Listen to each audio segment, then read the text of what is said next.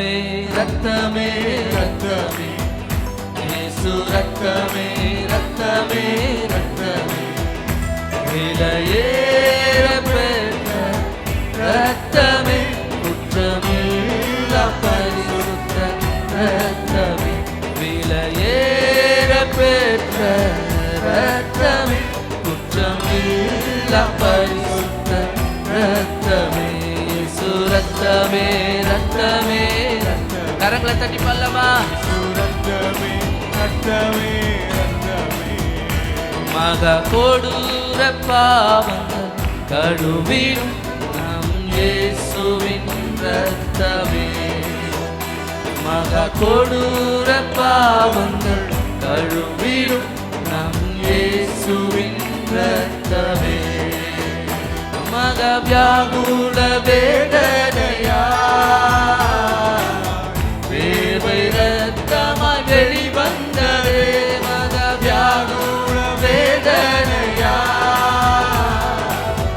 வேர்வை ரத்தமாய் வெளிவந்ததே இயேசு ரத்தமே ரத்தமே ரத்தமே இயேசு ரத்தமே ரத்தமே ரத்தமே விலையேற பெற்ற ரத்தமே குற்றமில்லா பரிசுத்த ரத்தமே விலையேற பெற்ற ரத்தமே குற்றமில்லா பரிசுத்த ரத்தமே.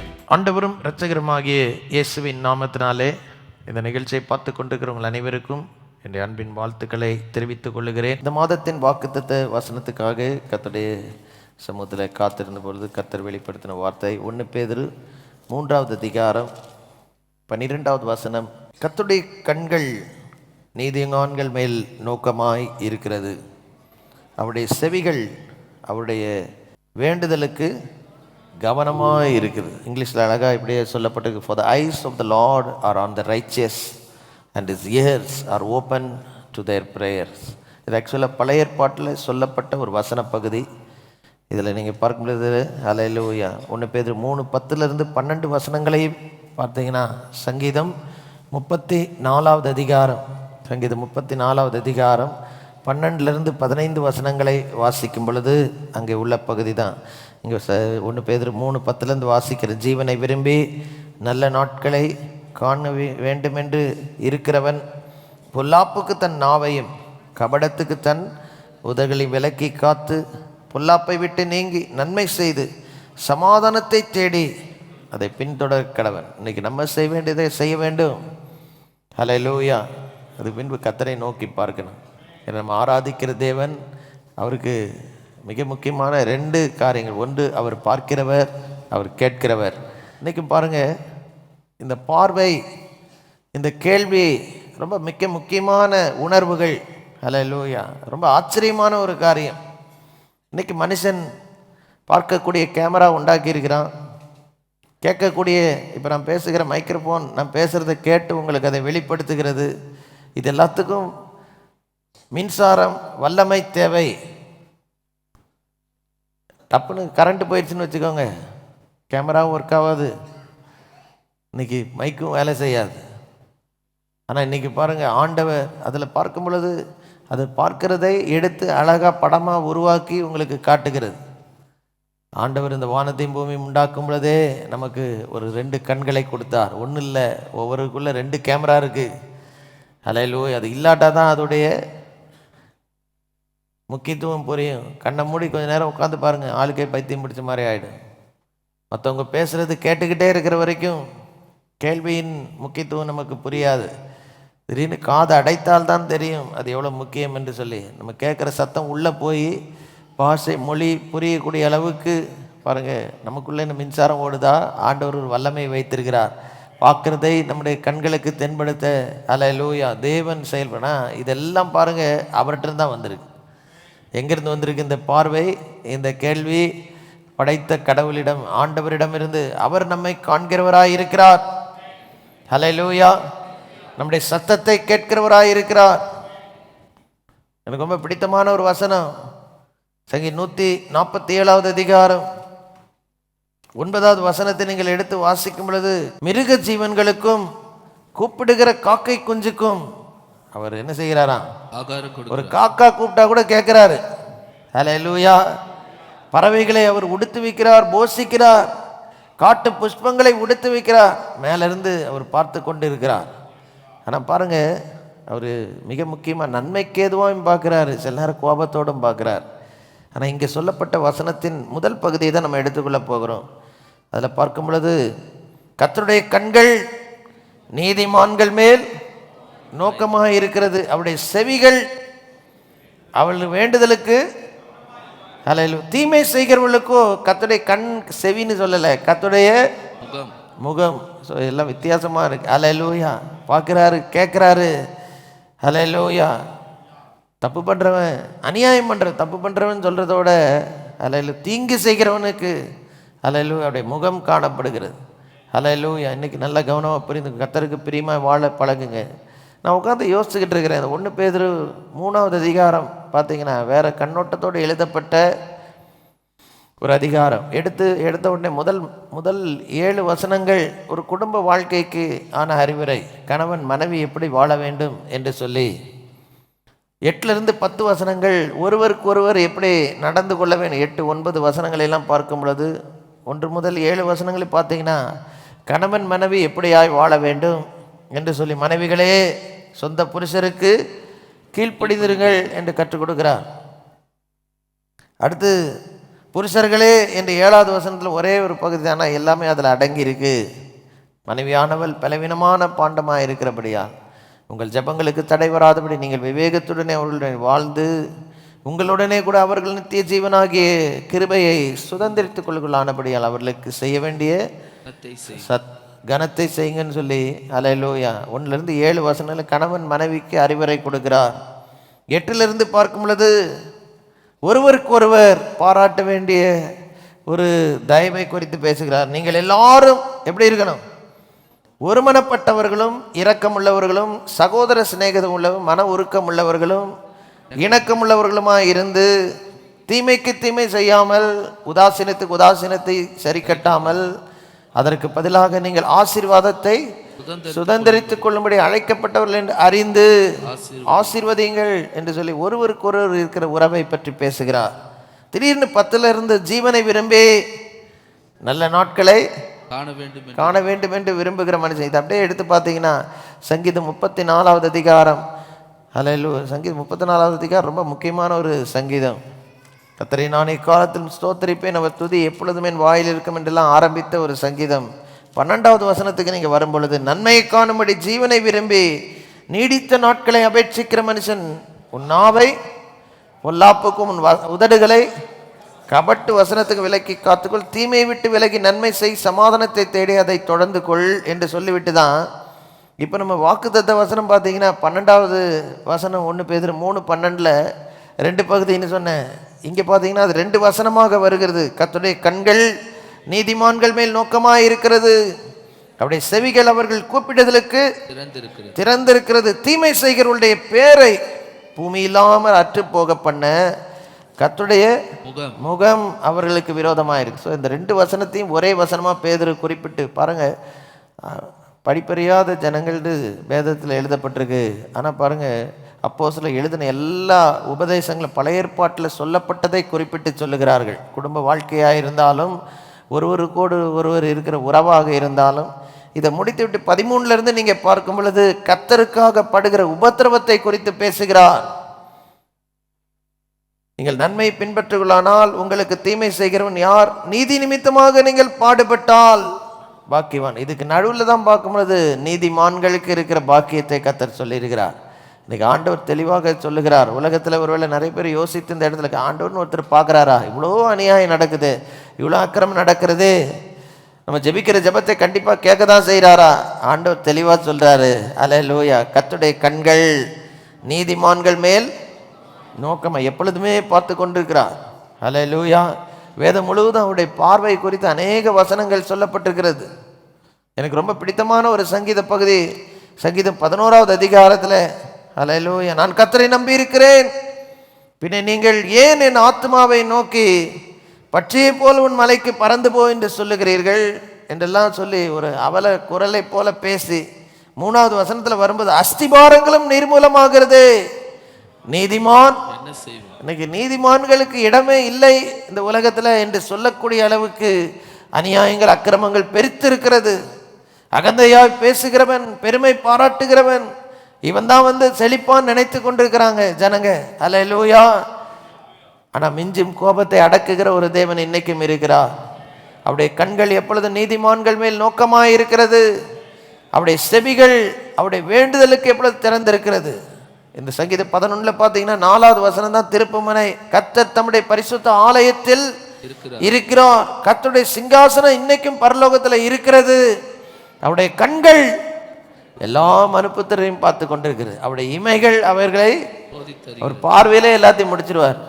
அதில் அவருடைய கண்களுக்கு, அவருடைய பார்வைக்கு மறைவாக நான் எங்கே போவேன் என்று சங்கீதம் 139 சொல்லுகிறார். ஹல்லேலூயா. எந்த இடத்துல இருந்தாலும் நம்ம உள்ளத்தில் இருக்கக்கூடிய எண்ணங்கள் முதற்கொண்டு எல்லாவற்றையும் தெளிவாய் பார்க்கிற தேவன். தேவ பிள்ளைகள்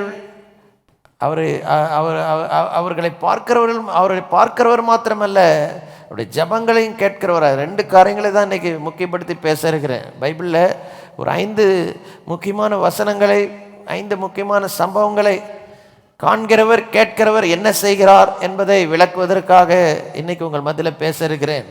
அவர் காட் சீஸ், அவர் காட் ஹியர்ஸ். இந்த மாதத்தில் நீங்கள் புரிந்து கொள்ளுங்க, கர்த்தர் இன்னைக்கு காண்கிறவர், கர்த்தர் கேட்கிறவர். உங்களை காண்கிற தேவன் ஒருவர் இருக்கிறார். இந்த சங்கீதத்தில் பார்த்தீங்கன்னாக்கா அவருடைய கண்கள் அவரை மனுப்புத்திரரை பார்க்கிறது, அவருடைய இமைகளை அவர்களை சோதித்தருகிறது. அல்லேலூயா. நீங்கள் பார்க்கும் பொழுது இங்கே முகத்தையும் ஆண்டவர் நன்மையாக தான் பார்க்கிறார். 7வது வசனத்தை பார்த்தீங்கன்னா கர்த்தர் நீதி உள்ளவர், நீதியின் மேல் பிரியப்படுகிறவர். சங்கீதம் 11:7 அவருடைய முகம் செம்மையானவனை நோக்கி இருக்கிறது. அல்லேலூயா. மேலிருந்து ஆண்டவருடைய கண்கள் பார்த்து கொண்டிருக்கிறது. சகரியா புஸ்தகம் 4வது அதிகாரத்தில் 10வது வசனத்தை நீங்கள் எடுத்து வாசிக்கும் பொழுது அங்கே அழகாக சொல்லப்பட்டிருக்கிற வார்த்தையை படிக்கலாம். சகரியா 4:10 வாசிங்க. அற்பமான ஆரம்பத்தின் நாளை யார் அசட்டை பண்ணக்கூடும்? பூமி எங்கும் சுற்றி பார்க்கிறவர்களாகிய கர்த்தருடைய 7 கண்களும். கர்த்தருடைய 7 அது வேற ஒன்றும் இல்லை, கர்த்தருடைய ஆவியானவர். அல்லேலூயா. செருபாபேலின் கையில் இருக்கிற தூக்கு நூலை அல்லேலூயா இன்னைக்கு கர்த்தருடைய சபையை பார்த்து கொண்டிருக்கிறார். அல்லேலூயா. செருபாபேல் கையில் இருக்கிற தூக்கு நூல்னு சொல்லும் பொழுது கர்த்தருடைய ஆலயத்தின் பணிகளை பார்த்து கொண்டிருக்கிற தேவன். அது மாத்திரமில்லை, இன்னைக்கு சபையில் நடக்கிற ஊழியத்தை மேலிருந்து சந்தோஷமாய் பார்த்து கொண்டிருக்கிறார். ஹல்லேலூயா. செருபாபேலின் கையில் இருக்கிற தூக்கு நூலை எப்படி பார்த்துக்கிட்டு இருக்காரு?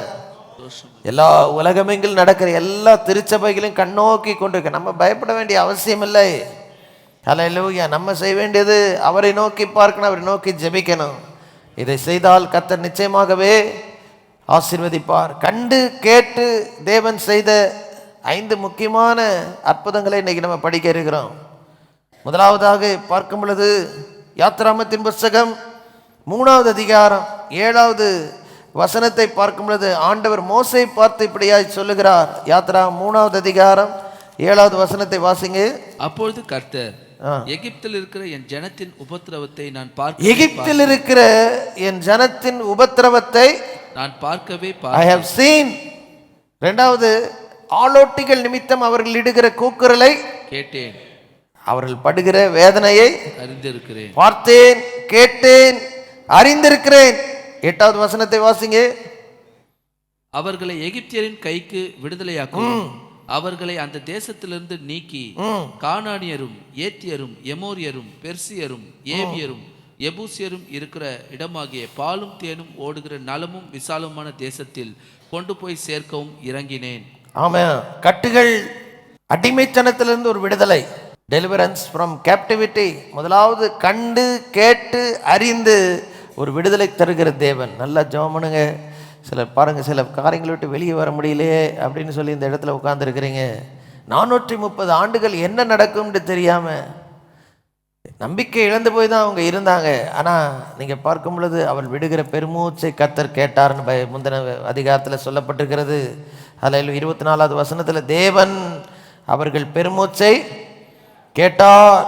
அல்லேலூயா. இஸ்ரவேல் ஜனங்கள் அடிமைத்தனத்திலிருந்து முறையிடும் சத்தம் தேவ சந்நிதியில் எட்டினது. மேல இருந்து பார்த்து கொண்டிருக்கிறார். ஜெபத்தை நிறுத்தாதீங்க. ஒருவேளை பல ஆண்டுகள் ஆயிடுச்சு, இந்த பிரச்சனை ஏதாவது விடிவு காலம் வருமா என்று சொல்லி ஒரு கண்ணீரோடு இந்த இடத்துக்குள்ள உட்கார்ந்துருப்பீங்கன்னா, அல்ல நீதிமான்கள் மேல் கர்த்தருடைய கண்கள் இன்னைக்கும் நோக்கமாக இருக்கிறது. அவருடைய செவிகள் உடைய வேண்டுதல்களுக்கு திறந்திருக்கிறது. கண்டார், கேட்டார். கண்டு கேட்டது மாத்திரமல்ல, அதில் அறிந்திருக்கிறேன் என்று சொல்லுகிறார். அவர்கள் படுகிற வேதனையை அறிந்து, ஐ நோ காட் நோஸ், நீங்க போகிற பாதையை அறிந்திருக்கிற ஒரு தேவன் இருக்கிறார். ஆச்சரியமாய் கொண்டு வந்தார். அவர் குறித்த காலம் வந்த பொழுது அந்த பிரச்சனையை மாற்றி வெளியே ஒரே நாள் ராத்திரியில அதில் கொத்தடிமைகளிலிருந்து விடுதலை என்கிற நிலைமைக்கு கொண்டு வந்துட்டார். ஹல்லேலூயா, ஹல்லேலூயா. ரெண்டாவது பாருங்க, பார்க்கிறேன் கேட்கிறேன் என்று சொல்லி சொல்லப்பட்ட வசனம் 2 நாளாகமும் 7வது அதிகாரம் 12வது வசனத்தையும் 15வது வசனத்தை நீங்கள் எடுத்து வாச ரொம்ப ஆச்சரியமாக இருக்கிறது. ஹல்லேலூயா. அந்த 5 வசன பகுதியில் பார்க்கும்போது 2 நாளாகமும் 7வது அதிகாரம் 12வது வசனத்தை வாசிங்க. கர்த்தர் இரவிலே சாலமோனுக்கு தரிசனமாக, நான் உன் விண்ணப்பத்தை கேட்டு இந்த ஸ்தலத்தை எனக்கு பலியிடும் ஆலயமாக தெரிந்து கொண்டேன். 15வது வசனம், இந்த ஸ்தலத்தில் செய்யப்படும் ஜெபத்திற்கு, இந்த ஸ்தலத்தில் செய்யப்படும் ஜெபத்திற்கு என் கண்கள் திறந்தவைகளும் என் செவிகள் கவனிக்கிறவைகளுமாய். முதலாவது பார்க்கும் பொழுது அடிமைத்திலிருந்து விடுவிக்க காண்கிறார், கேட்கிறார். ரெண்டாவது கர்த்தருடைய ஆலயத்தில் ஜெபம் செய்பவர்களுக்கு பதில் கொடுக்க கர்த்தர் காண்கிறவராக கேட்கிறவராக இருக்கிறார். இந்த ஸ்தலத்தில் செய்யப்படும் ஜெபத்திற்கு என் கண்கள் திறந்தவைகளை என் செவிகள் கவனிக்கிறவைகளுமாய் இருக்கும். முக்கியமாக தேவனுடைய பிள்ளைகளே, அதனால தான் பாருங்க, சபையில் ஜெபத்தை ரொம்ப முக்கியப்படுத்தி ஆரம்பத்திலேருந்து அப்படி தான் செய்து வருகிறேன். இந்த மாதத்தில் தமிழகத்தின் அடுத்த 5 ஆண்டுகள் நிர்ணயிக்கப்பட போகிறது. யாரும் அலட்சியமாக இருக்கக்கூடாது. நான் சொல்கிறது புரிந்து கொள்ளுங்க. நம்ம ஜெபத்தில் ரொம்ப அலட்சியமாக இருந்தோம், யாரோ செய்யட்டும் எனக்கு என்னன்னு ஒரு பாட்டு பாடி இருக்கிறாங்க பாருங்க. அதை போல் சும்மா இருக்கக்கூடாது. வந்து ஜெபம் பண்ணுங்க, கர்த்தர் அற்புதத்தை செய்யட்டும். இந்த தமிழகம் ஆசீர்வதிக்கப்படணும். இந்த தமிழகம் சமாதானமான எதிர்காலத்தை பார்க்கணும். பொல்லாதவர்களுடைய எல்லா சூழ்ச்சிகள் முறியடிக்கப்படணும். திருச்சபையில் நம்ம செய்யக்கூடிய காரியம் ஒரே ஒரு காரியம், கைவிரித்து நிற்கணும். நம்முடைய தேவனுடைய கண்கள் நீதிமான்கள் மேல், நீதிமானுக்கே அழகு பாருங்க ஜெபந்தான். ஹல்லேலூயா. அவருடைய செவி அவங்க அடிக்கிற அரட்டைக்கும் கிண்டலுக்கும் கேலிக்கும் இல்லை. ஹல்லேலூயா. அவருடைய வேண்டுதலுக்கு திறந்திருக்குன்னு சொல்றார். பேசுகிற எல்லாத்தையும் கர்த்தருக்கு பயந்தவர்கள் ஒருவரோடு பேசுவார்கள், கர்த்தர் கவனித்து கேட்பார்னு சொல்லி 2 பேர் தேவ பிள்ளைகள் ஒன்றா பேசினா மேலே 3வது ஒரு ஆளை உட்காந்து என்ன பேசுகிறான் பையன், பிள்ளைங்க என்ன பேசுகிறாங்க. ஒருவேளை நீங்கள் நினைக்கலாம் மற்றவங்களுக்கு தெரியாதுன்னு. உங்கள் வாயிலிருந்து புறப்படுகிற ஒவ்வொரு வார்த்தையும் அவர் கேட்டுக்கிட்டு இருக்கார். அந்த உணர்வோடு பேசணும். பொய்கள் வரக்கூடாது, அநியாயங்கள் வரக்கூடாது. ஹல்லேலூயா. கோல் சொல்லுதல் வரக்கூடாது. மேலிருந்து கேட்கிற வருத்தப்படுவார். ஹல்லேலூயா. அன்பான தேவனுடைய பிள்ளைகளே, காண்கிறார், கேட்கிறார். இங்கேயும் பாருங்க, இந்த இடத்துல இந்த ஆலயத்தின் மேல அவர் எப்படி நோக்கமாக இருக்கிறாராம். என் கண்கள், இந்த ஸ்தலத்தில் செய்யப்படும் ஜெபத்திற்கு என் கண்கள் திறந்தவைகளையும் செவிகள், என் செவிகள் கவனிக்கிறோம். திறந்திருக்கு, கவனிக்குது. ஹல்லேலூயா. கர்த்தருடைய ஆலயத்தில் வந்து ஜெபிக்கிற ஒரு அன்னாளின் ஜெபத்தை அன்னைக்கு கேட்டார். ஒரு ஆயக்காரன் தூரத்திலிருந்து இறங்கும்னு கேட்டான், நீதிமானாக்கப்பட்டு போனான். ஹல்லேலூயா, ஹல்லேலூயா. 3வது ஒரு சம்பவம் வாசிக்க இருக்கிறோம். 2 ராஜாக்கள் 19வது அதிகாரத்தில் 14லிருந்து 16 வசனங்களை நீங்கள் எடுத்து பார்த்தால், 2 ராஜாக்கள் காண்கிறவர் கேட்கிறவர். அடுத்து என்ன செய்கிறார் என்றால், 2 ராஜாக்கள் 19 14லிருந்து 16. எசேக்கியா தானாபதிகளின் கையிலிருந்து நிருபத்தை வாங்கி வாசித்து பின்பு அவன் கர்த்தரின் ஆலயத்திற்கு போய், பாருங்க, கர்த்தருடைய ஆலயத்தை எடுத்து ராஜா அரண்மனையிலேருந்தே ஜெபிக்க முடியாதா? தூக்கிக்கிட்டு கர்த்தருடைய ஆலயத்துக்கு போறாரு. உங்க கையில் இருக்கிற தேவைகளை தூக்கிக்கிட்டு கர்த்தருடைய ஆலயத்துக்கு வாங்க. ஒரு மணி நேரம் வந்தீங்க, ஆண்டவரே எனக்கு என்ன செய்யணும் தெரியலப்பா, உம்மை நோக்கி பார்க்கிறேன்.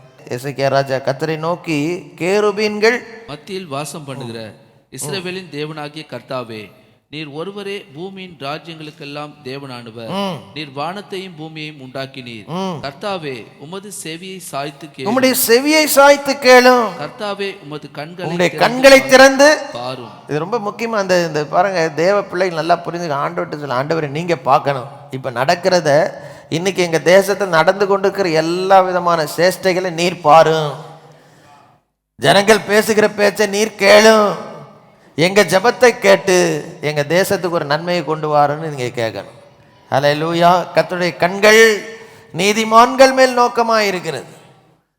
ஆனால் தீமை செய்கிறவர்களை பூமியில் இருந்து இராமல் அற்று போக அவருடைய முகம் அவங்க மேலே இருக்கு. அவங்கள விட்டுற மாட்டார். ஆனால் இன்னைக்கு பாருங்க, எசேக்கியா ராஜா கேட்குற, ஆண்டவரே நீர் கேளும். கர்த்தாவே உம்முடைய கண்களை திறந்து பாரும்.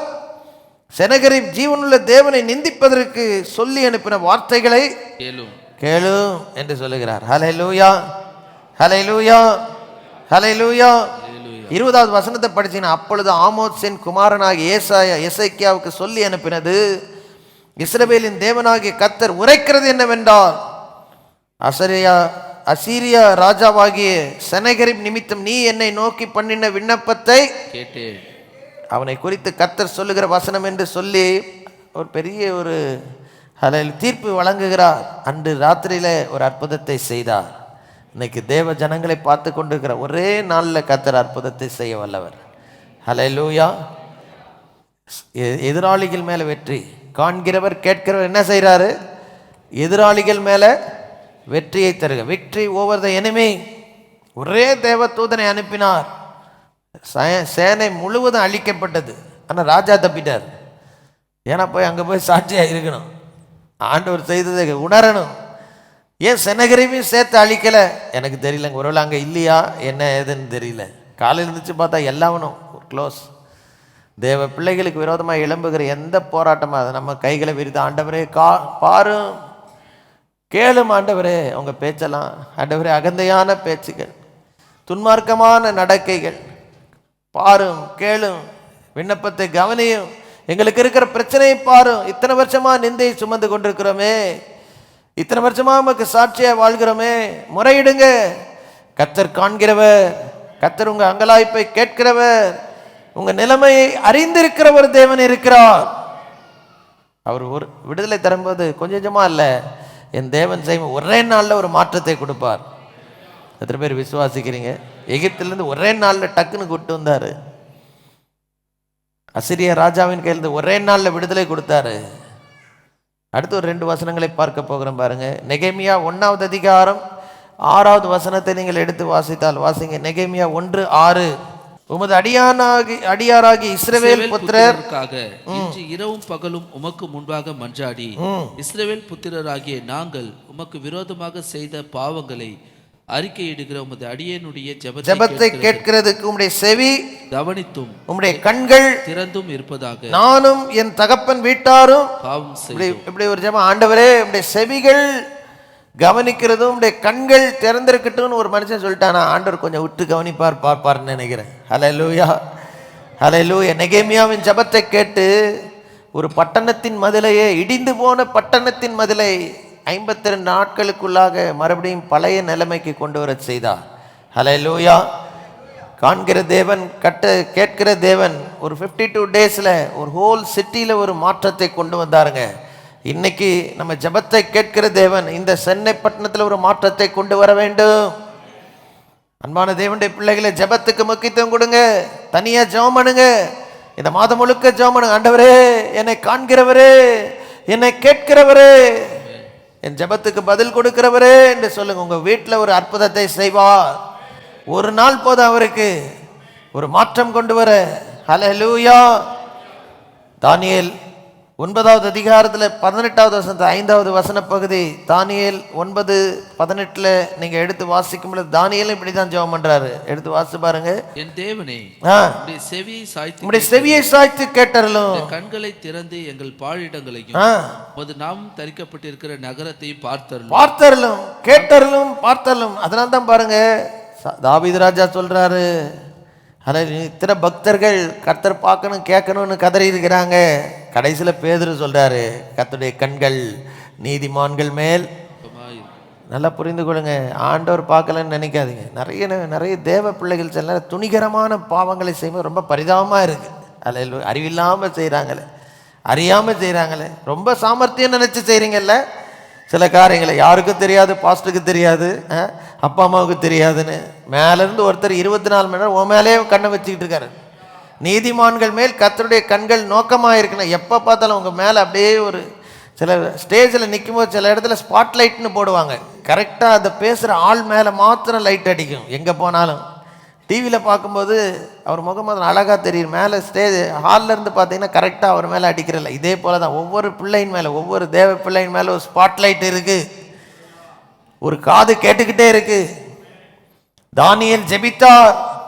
ஜெபித்து முடிக்கிறதுக்குள்ள 23வது வசனம், உன் வேண்டுதல் கேட்கப்பட்டது என்கிற பதில் வந்தது. இந்த ஜெபத்தின் வாயிலாக தான் எஸ்ரா 1வது அதிகாரத்தில் கோரேஸ் ராஜா தீர்ப்பு கொடுக்குறாரு. எல்லா யூத ஜனங்கள் திரும்பி கிளம்பி போங்க. ஹல்லேலூயா, ஹல்லேலூயா, ஹல்லேலூயா. captives were brought back to their own land. கட்டப்பட்ட கைதிகள், காண்கிறவர் கேட்கிறவர் கட்டப்பட்டவர்களை மறுபடியும் பழைய நிலைமைக்கு கொண்டு வந்தார். இன்னைக்கும் பாருங்க, அடிமைத்தனத்திலிருந்து விடுவித்தார். கர்த்தருடைய ஆலயத்தில் ஏறெடுக்கிற ஜெபத்தை கேட்கிறார். ஒரே நாள் ராத்திரியிலே எதிராளிகள் மேல் வெற்றியை கொடுத்தார். ஹல்லேலூயா. இடிக்கப்பட்ட பட்டணத்தின் அலங்கங்களை கட்டி எழுப்பினார். ஹல்லேலூயா. தூர தேசத்திலிருந்து ஒரே நாளில் கொண்டு வந்துட்டார். இப்படி செய்கிற தேவன் காண்கிறவர் கேட்கிறவர். எத்தனை பேருக்கு இன்னைக்கு ஒரு ஆறுதலாக இருக்குது, என் தேவன் என்னை பார்க்குறாருப்பா. உண்மையான கடவுள்னா அவருக்கு பார்க்கக்கூடிய கண்கள் இருக்கணும், கேட்கக்கூடிய செவி இருக்கணும். இது இல்லைன்னா வேஸ்ட்டு.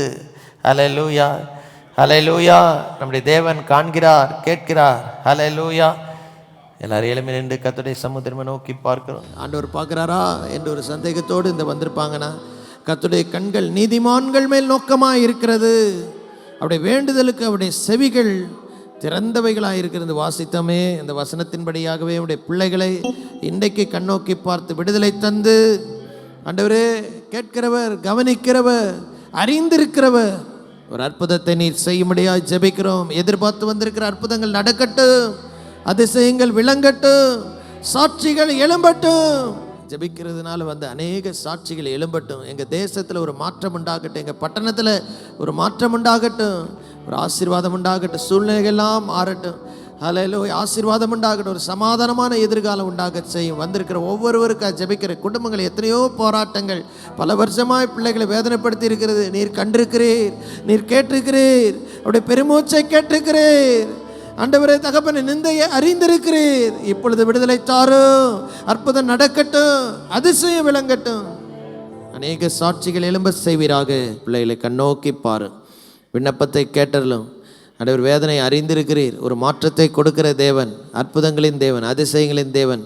ஆண்டவர் இன்றைக்கு ஒரு விடுதலை உண்டாகட்டும், ஆச்சரியமான காரியங்களை செய்யட்டும். வானத்தின் பலகணிகளை திறந்திருங்கொள்ளாமல் போக மட்டும் ஆசீர்வாதம் போக்கிலும் வரத்திலும் காத்தரில் இந்த மாதம் முழுவதும் ஆண்டவரே எங்கள் குடும்பங்களை சுற்றி வேலையின் பாதுகாவல் இருக்கட்டும். ஆண்டவரே ஆசீர்வாதம் இருக்கு, நாளுக்கு நாள் பெருக்கம் உண்டாகட்டும். எல்லாவற்றும் கர்த்தருடைய ஆசீர்வாதம் விளங்க செய்வீராக. இயேசுவின் நாமத்தில் ஜெபிக்கிறோம் நல்ல பிதாவே, ஆமென்.